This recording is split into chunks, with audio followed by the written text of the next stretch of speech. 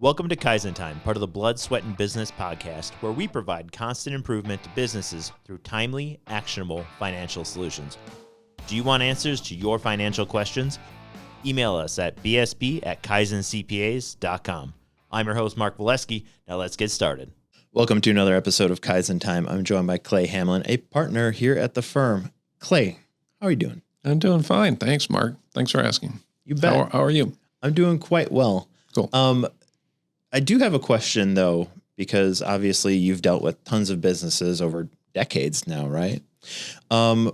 Historically, what kind of happens with the relation between the job market and the economy, like in the ups and downs? Sure. So typically, when the economy cools, there aren't as many jobs available. And so it becomes a little easier to hire. COVID was a weird exception to that, where people just took themselves off the job market because they were getting enough funds from the government to survive. And so they just lived off of that. And so if that's your sort of memory of what happens when the economy cools, I think that we may be entering another period where the economy cools. It's an if. I don't know this for sure. But the signs are showing increasingly that may happen. Okay. And so it's good to kind of think about what happens to the economy if you're a business owner, what's going to happen.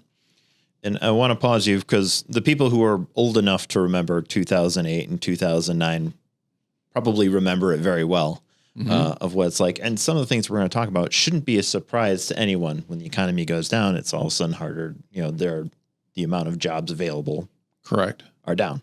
So please go ahead. But our recent muscle memory, right, is COVID, and that was a very different. It was very, very different. Yes. Yep. So, what will happen typically is job market cools, maybe the wages cool slightly. Tough to tell on that front, because if the tariffs stick, prices will go up. People need to be able to buy stuff. And people won't work if they don't feel that the pay will even get them the price of eggs. So I get that. There is some relationship there. But and realistically, the salaries don't typically dip during those times. It's more just the availability of jobs. Correct. So if you're thinking, I'll be able to get lower wages, I don't think that's probably going to happen. But what may happen is you have more availability. So for the past 4 or 5 years, during COVID, it was very difficult to find people. Then availability started to become a little bit better. Now it could become even easier. However, and I put a big however in front of this, there's a fair number of people, and depending upon what sort of, like, let's say you're, for example, you are a landscaper. What I just said may not hold water at all. So if your business, like farming, landscaping, worked at least somewhat with migrant workers, we are not going to see the number of migrant workers that we used to find. And so if your business is in those niches, then you could be in a world of hurt actually trying to find people. And in that case, I'm really not sure what you're going to do, because except for maybe just to raise prices because your labor costs are going to go up. Right. And there's only so much that they're able to do, right? There's only so many hours in the day. And yes, I've seen like a city, they've gotten those robotic lawnmowers now. So that's cut down on some of it.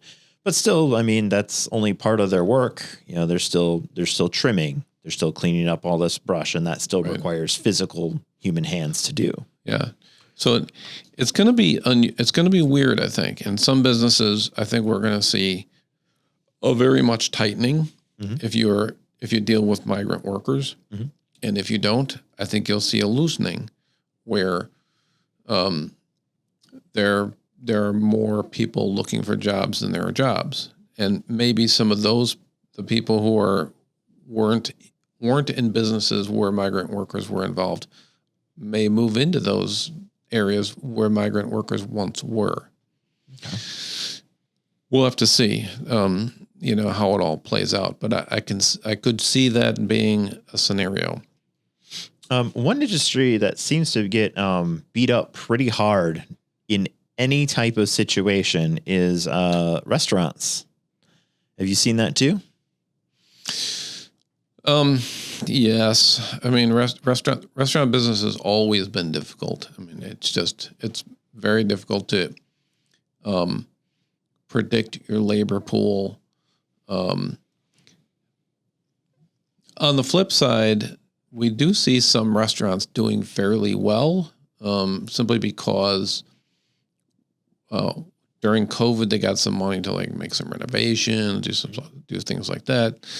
They eventually got employees back for the most part. Now I think what we're going to see is rising food prices, and that's going to be very interesting. We're already seeing it in the price of eggs significantly, although that looks like right now it's kind of plateaued. But if the migrant workers were in farming, I mentioned that a little earlier, and if we haven't been able, for example, with the tariffs and stuff like that, right? Bring in avocados, we grow almost no avocados. We grow almost no mangoes, things like this, and bananas here in the United States. So depending upon how that aspect of trade goes, that could greatly affect food prices. And then migrant workers who are typically involved in U.S. farms. If that dries up, the cost of bringing that food to market is going to go up considerably. Whether restaurants will be able to pass that along to customers, I don't know. It's hard to say. I will say that what seems like people don't want to cook anymore. And that sort of... They also don't want to go get their food either. Yeah. So it's interesting, the dynamic. At some point, I think people will start to say, it's just too much. I just can't do this. But for the most part, restaurants are still doing pretty well. All right. What would you say, what jobs seem to have done really well, especially the ones that, that we've worked with? What jobs seem to always be very stable over the last decades? Well, services have been stable. U.S. is very good at services.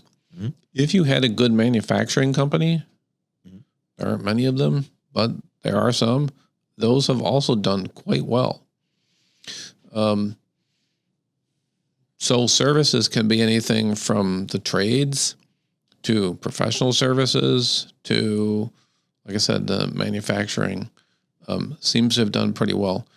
Retail's gotten beaten up a bit because a lot more has moved online, right? Yeah, it's moved online. Yeah, so if you were in brick and mortar retail, that's a bit of a challenge. But I'd say those are the main ones: the service and manufacturing. Okay. As we wrap up, is there anything else you really feel is important to mention specifically about how jobs are changing and with the economy and kind of this uncertainty? Other than the wage pressures, it's very difficult to tell, as normally if an economy starts to slow down, the wage pressures ease.